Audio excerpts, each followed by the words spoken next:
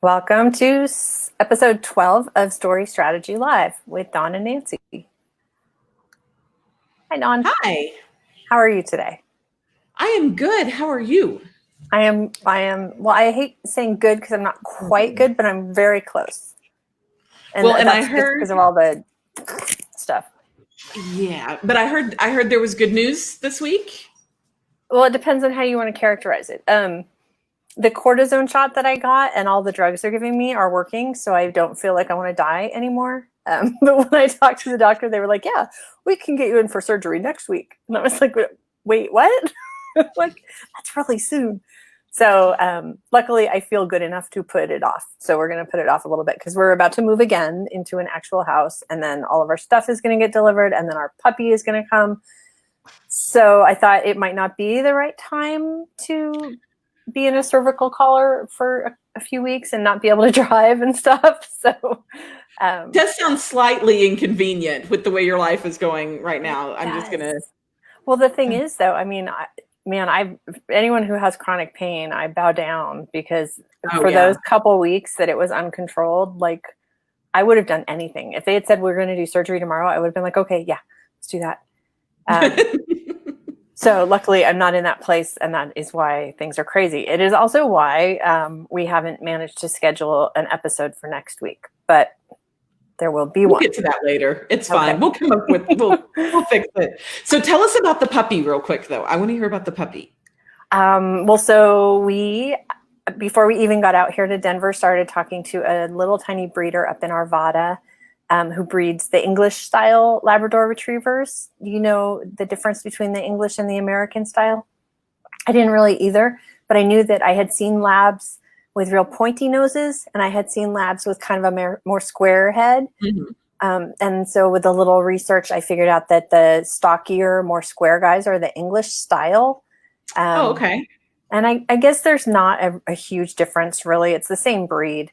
But they're just different lines, I think. And the English style was bred more to be show dogs. And I think the American dogs were more likely like hunting, actual retriever dogs. I mean, they're all retrievers, but so they say, and I think it is totally dog by dog, and you have dogs, so you know this, but they say that the English ones are calmer and more, evenly tempered, and probably not, but we'll see.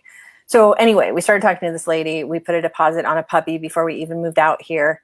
And last weekend we got to go and visit them. And it was like just a little squirming mass of chocolate lab puppies all like on top of each other. They were so cute. And they were only 5 weeks old. So they're like, I don't know, 4 pounds maybe. And they were just fat and like wriggly. They were running around. They have little blue eyes. And they can only see like this far right now, I think. They were so cute. And so my kids were like, which one is ours? Because we've already named him, even though we don't know which dog it is. So his name is Charlie Taco. We call him Charlie Taco whenever we talk about him. And the breeder was like, so what are you naming him? And I was like, well, Charlie Taco. She was like, okay. We'll go with that. It's fine. Julie wants to know if the difference is their accents. It is, yes. The English style are far more refined. They like to have an afternoon tea, maybe some crumpets in the morning. They wear little top hats also. So, yeah, very nice. Very, very nice. That is not true. When the puppy is here, it definitely needs to make a story strategy appearance. Odds are good that at some point, as I go through this process of not having an office anymore, everybody in my family will make an appearance at some point. My husband's already warned me that he's going to walk through the room here at some point today. So that's how it is. We need to be discussing character development. You have just a lab draped across your neck with its head here. Totally looking forward to that. It could happen. So yes, that is what's going on in my world. That's exciting. That's a lot of exciting stuff. It is. Other than the whole let's have surgery next Tuesday. That one's not high on the excitement list. But I'm not doing that. Okay. I mean, I think that the hospital thinks I am, because when I left the doctor's office, that was pretty much the agreement. But I came home and we talked about it, and I thought about it some more, and I was like, no, I'm not doing that. Okay, you realize you need to inform them at some point. It's You not don't want your actually doctor standing scheduled. there with a scalpel being like, well, where is she? I'm all scrubbed in. Yes. No, we're not there yet. Okay. All right. So no puppies today, though. Today we just have questions. Yes. Just as fun, not as cute. Yes. No furriness. No. So, and we did get questions that people sent in. I was so excited. People actually sent questions. That made me very happy. And we also want to say we will answer questions if you have them right now. You can still put them in the comments. We are happy to come up with something on the fly. We're good at that. I was just going to say this will be like Stump the Chump, though. Right. And Nancy does all the grammar stuff. So anything that you have that's going to be related to the Chicago Manual of Style, that's totally her. I'm out on that one. Yeah, but I'll also try to weigh in on all the story stuff because I like that. Yes. Well, I just meant like if they're throwing it in the comments. Oh, yes. Yes. I can make up where I think a semicolon should go, but I'm going to tell you something right now that may make people not want me to edit for them. But I guess what you call an intuitive editor. I do have 20 years of editing experience. I was initially trained at Harcourt Brace, but I am not good at memorizing rules. Like if you ask me why, I can't always tell you. I just know that it's true. And I can look at something and say, okay, that's not right, but I can fix it. But if you ask me to tell you all the rules of, why the comma goes here and why I'm moving this word around, I am hard pressed to tell you why. But that's what the Chicago Manual of Style is for. So if I have to ever give someone a defense of something that I've chosen to do, usually it's in there. It's just really hard to find because the book is like this big. But they also have an online version, which is much easier to search.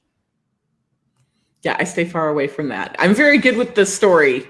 Story is my thing. So, but we did want to put this out there so people could ask questions. Y'all can always ask us questions. Y'all can. Y'all can. I'm sorry. Did I just become very Texan there? Yeah, y'all did. It happened. I can't help it. That's okay. And so we kind of divided it up or tried to divide it up between writing, editing, formatting, and publishing. So we've got a couple of questions in each little section. And I'm just going to start with the writing. Yep. Does that sound good to you? Okay. So the first question that popped up kind of was, what do you do when you get stuck with where to take your plot next? I would like to answer this. Okay. You drink heavily, you cry. Yes. Sometimes you take a really long nap, or you go talk to Dawn. Yeah, we're going to go with the last one on that one. The last one on that one is the correct answer. So there's several things you can do when you're stuck. There's usually, if you're stuck, there's either a problem with your character, that you're trying to do something inauthentic that doesn't fit where your character has been set up to go, or your plot has twisted in a direction that you weren't prepared for. That doesn't mean it's not the correct direction. It just means you weren't prepared for it. And so if you know story structure, you can kind of look at, okay, I'm at the midpoint here. This is where everything needs to change. Or I'm at this section, which should be a pinch point. And then there's several different plotting methods that can give you an idea, even if you're not a plotter. So don't panic on, I'm not telling you to fill out a worksheet. That is not what I'm telling you to do. But if you enjoy Save the Cat, you can pull up the beat sheets for Save the Cat and look at it and say, oh, I'm missing this step. Or James Scott Bell has a great plotting method called superstructure, where he has step-by-step of, okay, here's the next scene that I need to have should be a conversation with a mentor. And so those they don't always strictly follow the story that you're trying to create, but they're definitely a jumping off point. The other jumping off point I would recommend, and this is from the book Mastering Suspense, Plot, and Structure by Jane Cleland, but you can really put it in any kind of genre. It's not just for suspense, is that where your story turns at different points, she talks about you either have a twist, a reversal, or a heightened moment of danger. And so a twist is something that takes your story just to the side.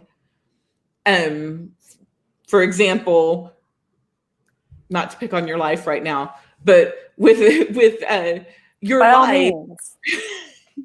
with Nancy's life, everything was laid out for this move, and then you had the twist of having the neck problem. So Yeah. the move is still happening. You were still going in that direction, but you took a side turn because things didn't go the direction the way you had first planned for them to go. I plotted it, and then somebody decided to not follow the plot. I hate it when that happens. So a twist is something that takes the story to the side. The reversal is something that takes the story in a completely new direction, that turns everything around. And then a heightened moment of danger is just something that increases the stakes. And so you could even have that in a romance. You could have a heightened moment of danger and it's not physical danger unless you're writing romantic suspense or something like that. It's not physical danger, but there's the heightened moment of their goal is getting further away from them, or they're in more danger of suddenly falling in love with this person, and that's a bad thing because of this reason. So if you're stuck, those are the first places I would say to look. After you drink, cry, and then you can always call me. Or as Julie says, phone a friend. The phone a friend option. Yes. That's a great option. All right. So dual point of view. When should one use it and when should one not use it? So what are your thoughts on this, since I know you write in dual? You think I have a joke to offer? I think that contemporary romance at this moment, 2020 June, and it changes, maybe not monthly, but certainly year by year. Right now, dual POV is very popular, and almost expected. So, that's when, you usually have 2 points of view, the male and the female, or the male and the male, or the female and the female, depending on what you're writing. But your 2 main hero love interest characters will each have their point of view chapters, and generally they alternate. Sometimes I often write dual POV, and sometimes there'll be 2 male chapters in a row if I need there to be for some reason, but usually they alternate. So I would say if you're writing straight contemporary romance right now or romantic comedy, it's a good choice. When wouldn't you use it, Don? When wouldn't you use it? If it doesn't fit the story. And generally where you see things, trying to think just off the top of my head of sometimes in suspense, you don't have the dual POV because you are only limited to what one character knows at that point. Right. There's a big trend in suspense and thrillers to have the antagonist POV for like one chapter at the beginning and keep it very vague. So sometimes you don't even know if it's a man or a woman that you're dealing with. And then you have the protagonist POV until the end, basically. And so that would be where I could see sometimes. I don't think there's any time really where I would strictly say don't use it. But there are times where, like you were saying, with contemporary romance right now, it is absolutely expected that you have both point of views, that you have the... I think that there's not a rule, but if there were, I think you use it when each character's point of view is equally important to moving the story forward, and when each character has an equal amount of stake in how the story progresses. Does that make sense? Right. So there's, it's not his story, it's not her story, it's their story. Right. Whereas I think I was just going to say, like, women's fiction tends to be much more singular. Yes, you just read my mind. That's exactly what I was going to say. We are becoming the same person. Yes, we are melding. I think that women's fiction is leaning towards having the single POV because the story is more about the journey of that main character than it is about the secondary characters or how they feel about what's happening with that main character. Right. So I will say with dual point of view, if you are using it, it is normally very expected that it be balanced. You don't have to get locked into one chapter here, one chapter here, one chapter here, one chapter here. You can play with that a little bit. It's where you have a 30 chapter book and 26 of them are in one character's POV and there's only 4 in the other character's POV. And that's when it starts to feel unbalanced. And that's when it feels like the author is only using those extra that extra POV to bring in information they can't work in another way. Right. Although on that note, and again, every rule is made to be broken, right? Once you understand the rules, at least. I think sometimes I've seen really clever usage of POV that's been really light. Like maybe there's a dual POV, but there's a best friend that pops in every 6 chapters to just weigh in on what's been going on, or to, offer what she saw from the other side of the bar or whatever. So I think you can use like a very light second or third or fourth character POV. But it just depends on what the story needs. Right. And the genre expectations. Exactly. I think that's important. Okay. Agree to agree. Okay. Let's see. We got a question about, there were a couple parts to it really. Mostly about quoting other people's work. And the thing that we come across most often, this kind of falls into my camp, in the line edit or the copy edit stage. And those are 2 separate stages. Copy editing is what a lot of people refer to as proofreading. And then line editing is more what I focus on. But either way, sometimes, you'll come across like people like to quote song lyrics sometimes ahead of their chapter, even like to set the tone, or you really cannot do that unless you have gained, permission from the owner of those lyrics. And a lot, if it's the Beatles or the Rolling Stones, odds are very good that you're not going to get permission, and that if they're going to give you permission, it will be very expensive. So a good rule of thumb is just don't. That changes a little bit if you're looking at things like poetry or fiction that is in the, I'm losing my mind. What is it called when it's, it's aged a certain amount and it's part of the common use? It's like common use, public domain. That's what I'm looking for. Public domain, yes. And I should have looked up the rules, but off the top of my head, it's something like anything published before 1920. I don't know if it's 100 years or 90 years or something like that. Those you're safe on, but a lot of times people will want to quote more contemporary things. And for the most part, it's just not a good idea. If you want to use song lyrics, you can have the character paraphrase the lyrics and then, say, oh, I love the Rolling Stones, or there's nothing wrong with naming the artist, but don't quote a full line of lyrics. Make sense? Answer question? That does make sense. And so I had a question about that, kind of an offshoot of that is, so if I have 2 characters and they are discussing favorite movies, and they're like, every movie I have ever seen just left my brain, but they're saying, okay, so The Breakfast Club is my favorite movie. And the other character quotes a line from The Breakfast Club, like a line of dialogue. Is that acceptable, or is that something you have to have permission for as well? That's a good question. I have seen that done much more often without people worrying much about repercussions. And I think that's because books and songs rely on the actual words much more heavily than a movie does. In a movie, there's a lot more to it. Like if you were to take a clip from the movie and put it in your book, for sure you'd be in trouble. The actual production isn't just the words. You know what I mean? Right. But I guess you could say the same parallel would be put the actual music with the song before you get in trouble. So that's one that honestly I need to look up. But it does seem like that's a little bit less scary than song lyrics. I'm going to do a little research and I'll post a little blog post or something on the page to kind of better answer this question. Well, and I have another thing that goes on that one as well. Oh, good. What about, so while you're doing research, what about using brand names? Like saying I stopped at Walmart, or totally fine. I went to Target. Yeah. So, totally fine. Okay. Because I have seen authors who try to make stuff up instead of using the brand names.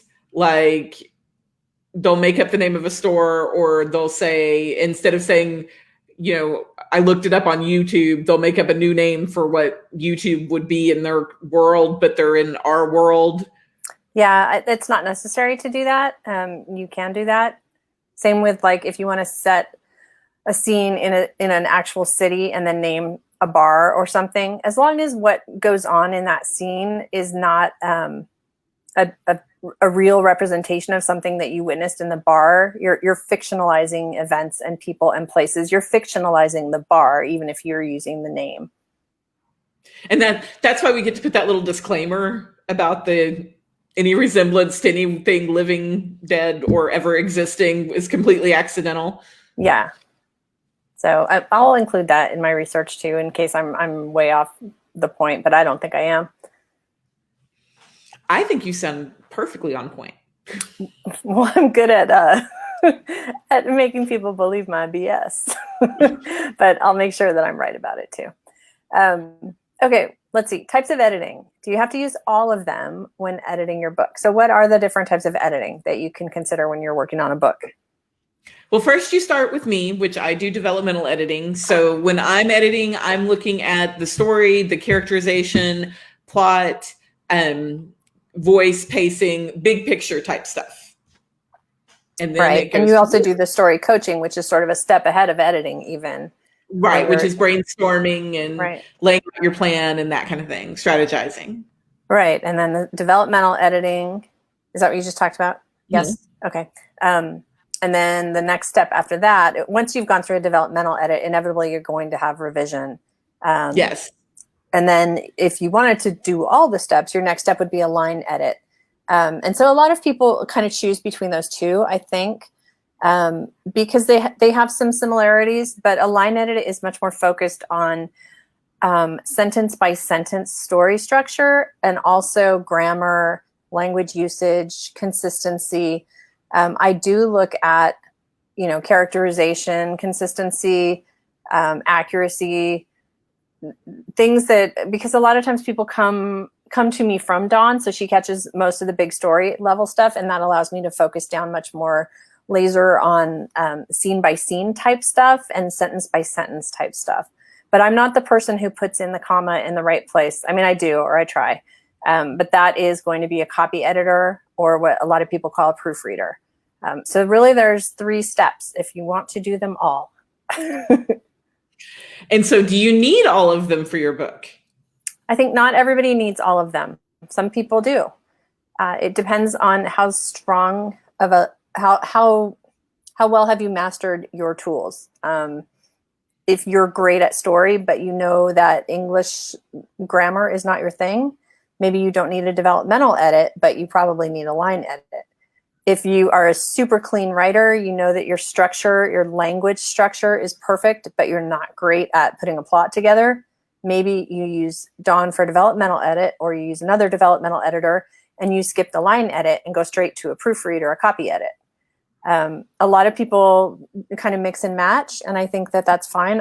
In my work, I use Dawn to do a developmental edit every time because I feel like conflict has never been my strength, and she's great at helping me build out my saggy middles and get things tightened up. And then I do a proofread or a copy edit, but I don't line. I mean, I line edit my own work, I guess. Maybe that's not the right thing to do. You got that built in.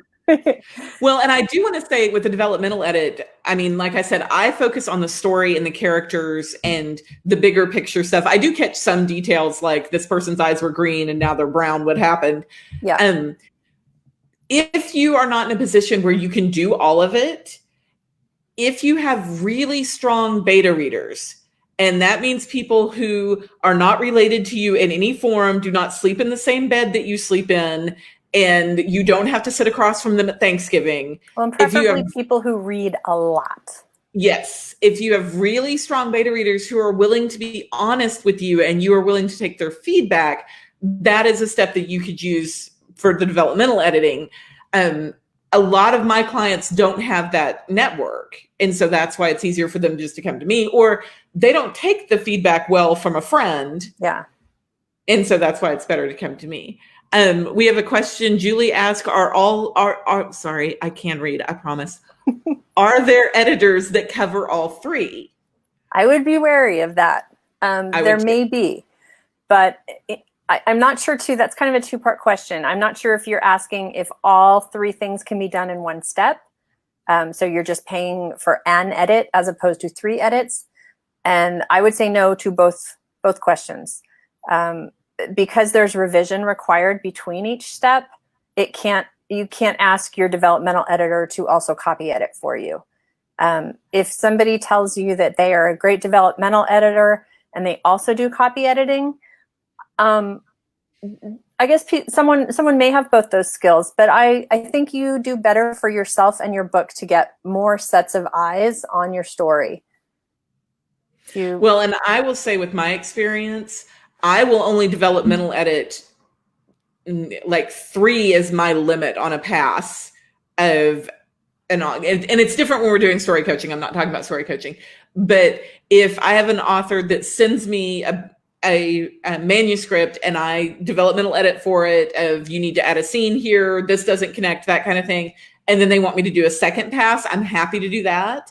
Looking at it a third time, I know I will start to miss things. Yeah. Because my brain has all of those other revisions and I remember things that I read. And so my brain has all of those other revisions in it. And so it'll fill in the gaps because I already know that his mom died, but maybe in revision 3, you forgot to write in that his mom died and I'm going to miss that. Well, so I totally agree with more eyes. If you're trying to build bigger impact or something or make a scene more emotional and you ask the same person to read it again, they already know. So the impact has been lost on them anyway. Right. So they already have that emotion. Yeah. More eyes is better. Yes. All right. I think we've really nailed that horse into the ground. Is that a saying? I don't think it is. As it was coming out of my mouth, I was like, that's no. I'm not touching that one. There's a little bit, I'm sorry, I'm picturing nailing a horse down now. And the sad thing is that part of my job as a line editor is handling idioms. And a lot of people do get those wrong. And I'm supposed to be the one that fixes that. So you're just making up your own now? That's great. So yeah. There is a second part to this question of when do you use these? Like, when do you seek out a developmental editor? When do you seek out a content editor? Like a how far out scheduling kind of thing? Right. And I will answer for the developmental edit. Either, it really depends on the author. I have some people who, they only want me to look at portions of the manuscript as they're working through it because they want to make sure they're staying on the right track and they want to make sure that they have a strong enough conflict to sustain the book. Mm. And so some people, they'll send me things as they're writing it. Some authors, that completely freaks them out. They can't imagine anybody reading anything while they're writing it. And so they will send it, after they finish it. Now, I will say, I should not be your first reader. Right. Have someone else read over it. Again, preferably not somebody who is in your household, but to catch all of the little stuff. And then send it to a developmental editor. And then here's 2 keys. 1, you need space between that developmental edit and when you're booking a content or line edit. Because as you mentioned, I just think this needs to be reinforced. You're going to have revisions. Very few developmental edits, especially if I'm working with early drafts, very few of them go back and I'm like, this is perfect. Send it to Nancy. Because there's just little things that need to be fixed. So you need to give yourself time to fix those revisions. And then the second point on that is we book several months out. Yeah, I think most editors are probably in that position because it's a very time-consuming, focused thing, and you can only work on one book at a time. So sadly for editors, because you can only charge by the book also. So it's not a high-paying gig when you only have so many hours in a day. But because it's work that most editors love, that's what we do. So you have to think about the fact that, I can line edit. If I'm doing a good job, I ask for 2 weeks for each book. If it's under 100,000 words, if it's above 100,000, first, oh God. And secondly, I ask for 3 weeks because, oh God. Yes. So that's why it ends up, because if you think about it, 2 weeks is half a month. And then I've got another book. And then look, a whole month is gone. And then, okay, you're looking for the soonest one. Well, that's a month out now. And all of a sudden, I'm usually booked 3 months in advance. So think about that. Proofreaders, copy editors, I think can be on a little tighter turn. They generally can read a lot faster. They're not looking for big structure stuff. And unless they're, you know, fixing everything, every single sentence, I think it just goes a lot faster. Well, and I think too, if you are just starting this process and you're thinking, okay, I need to book a developmental editor, one, we've done other videos on this, so I won't spend a whole lot of time on it, but do your research, figure out who you're a good fit with, and then plan on needing to book them further out. Because like right now, we're recording this in June. I'm currently booking for October. Right. And so plan on booking them further out and then work from there as to when do they say they will get it back to you, and then when are you going to book your line edit, and then when can you book your proofread or copy edit from there. Don't do it backwards, because I do get people who contact me who say, oh, I have a proofread already booked for this time. You need to do it forward in this order, or you're going to miss out on some steps because scheduling is just a thing. And honestly, I talk to Don before I start writing a book. To figure out when, okay, here's how long I think it's going to take me to write it. When are you available around that time? And generally that's 3 or 4 months out. So, well, and I've lots of clients who do that. Yeah. Well, because I don't want to write it and then have it sit for 3 weeks, because that was 3 weeks I could have been procrastinating writing it. So I'd rather just know when you're available. All right. We should get moving, or we're never going to get through this. We should. We are talking a lot today. Okay, formatting. This is you again. Okay, so I was taught to create a new paragraph for a new speaker, but I keep seeing in books where one character is talking and pauses to have a thought, and then the other character answers in the same paragraph. Yeah, that's not good. Each new speaker gets a new line, and if a speaker pauses to think, the next thing they say can continue in the same paragraph. As long as they haven't like wildly switched topics, or there's been no significant action between their dialogue. Does that make sense? I think that's pretty easy. Yes. Okay, so those ones that you've seen have been wrong. Yeah, that's what I've seen this too a couple of times, but then I just questioned the formatting of the book. And I don't know if it was originally formatted that way or if that's just how it's showing up on my Kindle. But then I get all confused on who's talking sometimes. Yeah, the only reason that's a rule is for clarity, so that readers don't end up confused. Half of the rules that I follow are strictly so that readers don't get confused. Right, that is always your goal. Don't confuse the reader unless it's intentional. If you want to intentionally confuse them, you want to do that with your story, not with your formatting. True, yes. And then 1 through 10, we're talking about numbers. How do you? Yeah, this is a Chicago question. Chicago Manual of Style is your Bible for fiction.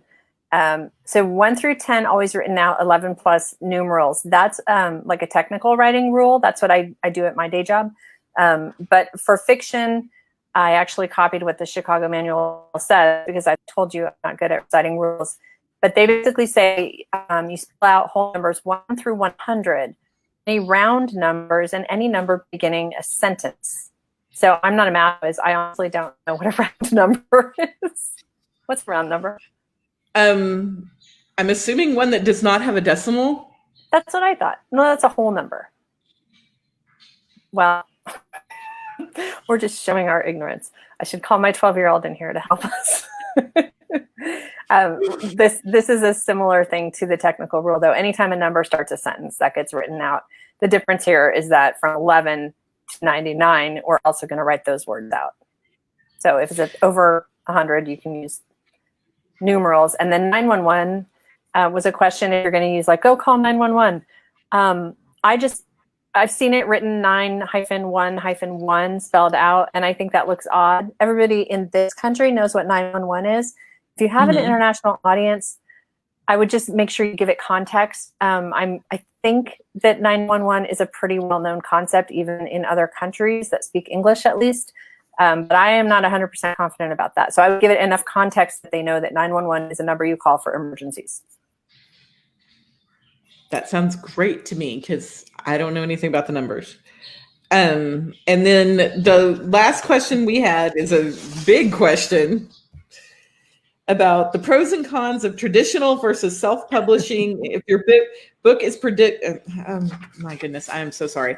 If your book is picked for traditional publishing, what editing processes take place before it is ready to be compared to an independent publishing, marketing for each. That could be its own video. And in fact, I'm certain that it is all over the internet, because that's a question that especially about 5 or 6 years ago was getting asked a lot as people were beginning to realize that self-publishing was a viable option, and that in most cases, self-published books or independently published books were of as high a quality as traditionally published books. So I have been published both ways. I was published by Random House and Untitled and Harlequin, and now I'm 100% indie. So I have some perspective, if you want me to answer, Dawn. So if you are selected, or if you sign a contract with a traditional publisher, your book will go through several rounds of edits, just as we've described today. So with independent publishing, it's really up to the author. But I think the onus is on us as independent publishers to preserve the quality of the products that we're putting next to those traditionally published books, if we want the industry and readers especially to view independent books as equal or better than traditionally published books and continue to buy them. Then they deserve a very well edited and well marketed product. In answer to the marketing question, at this point, unless you are a very well-known author, a traditional publishing house doesn't do a whole lot for you marketing-wise. That's not always true. For instance, I don't know if you know Adriana Anders, but she published a book recently called Whiteout. I want to say it was a Source Books book. I'm not 100% sure that's true. Oh, it might have been a Harlequin title. But at any rate, amazing marketing. That book did super well. It was a print and digital deal, which is usually a bigger deal. So that might be why there was more marketing push behind it. But my books, for instance, no marketing, really, very little. I think we did a book bub with the Random House book. But I think it's on you either way for the most part to market your own book, to build your own platform. So hopefully I've covered that one. I could nail that horse into the ground too if you want, but I think well, I just wanted to add, as far as with the traditional publishing, I recently spoke with a client who was traditionally published by a very, very small house. And she pointed out to me that that the house she is working with does not do developmental editing. So, well, and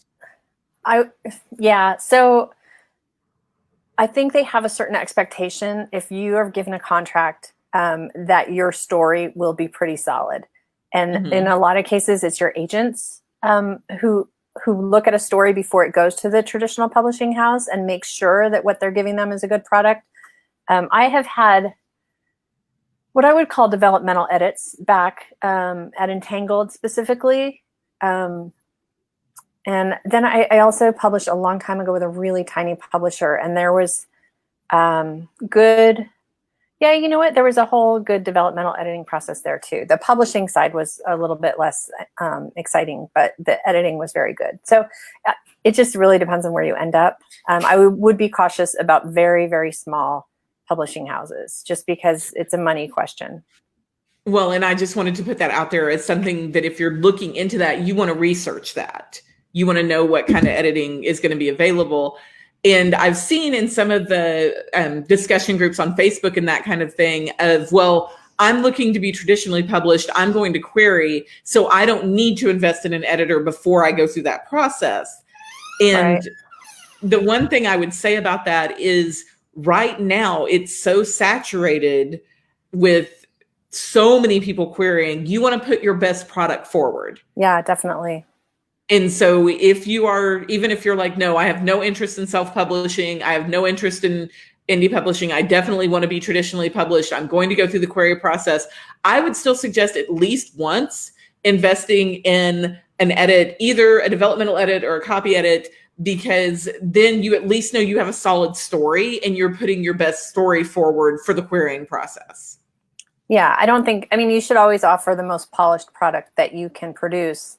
I don't think it has to be perfect, because that will be part of the publishing process if you go with a traditional publisher.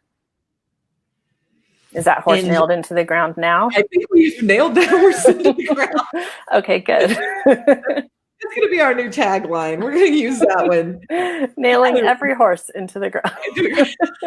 And people who haven't seen this video are going to be like, what? I'll be like, I don't want to go there. If we have any other questions, anybody who's with us right now that wants to leave or pop a question in the chat, we are happy to answer those. We'll nail them too. That sounded totally different. It really did. All right. We'll let sleeping dogs lie. Okay. Yeah, that would better. Okay. Well, we should talk about, well, if you're here, obviously you're happy with Facebook Live, but on the off chance that you watch these later, you might be interested in the fact that we have now created a YouTube channel, which is basically just a repository for these videos. So you can watch us at any time on YouTube if you prefer.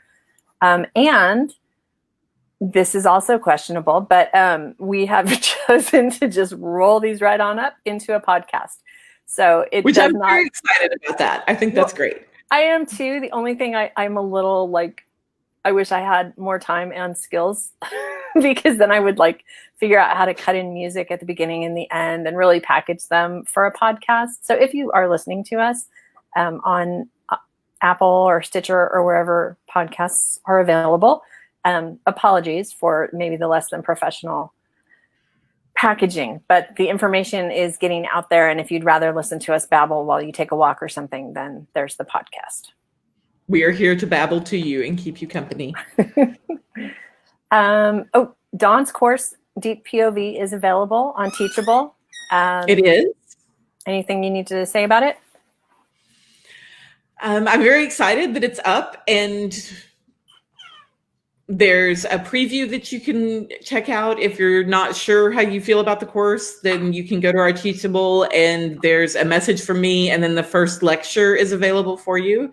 Nice. And until August 1st, you can use the discount code FIRSTCLASS for $30 off.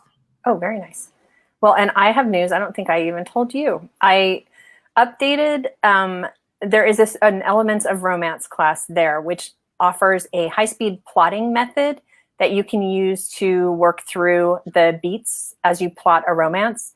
It's kind of a combination of different plotting methods that I've used over the years, and it makes a lot of sense to me. So I put together this Elements of Romance course a while ago, but I went through in the last couple of weeks and updated it with videos and a little bit more information. So I relaunched it today. Yay! Yay! I forgot to make a little part of it previewable, but I'll go back and do that. And I also have a discount code. So if you would like $10 off the course, then you can put in the code SS10. So Story Strategy 10, but just SS, both capital. I don't know if it matters, Nice. But yes. And I think that is it, except that we need to talk about what we're doing next week, which is, I don't know, maybe we should talk all about idioms or something. Oh, that would be fun. I love doing idioms. I love doing idioms in relation to characters, because you can, yes, we're totally going to talk about idioms next week. We are? We got it. Yes. We can make a whole episode out of that? Okay. I think so.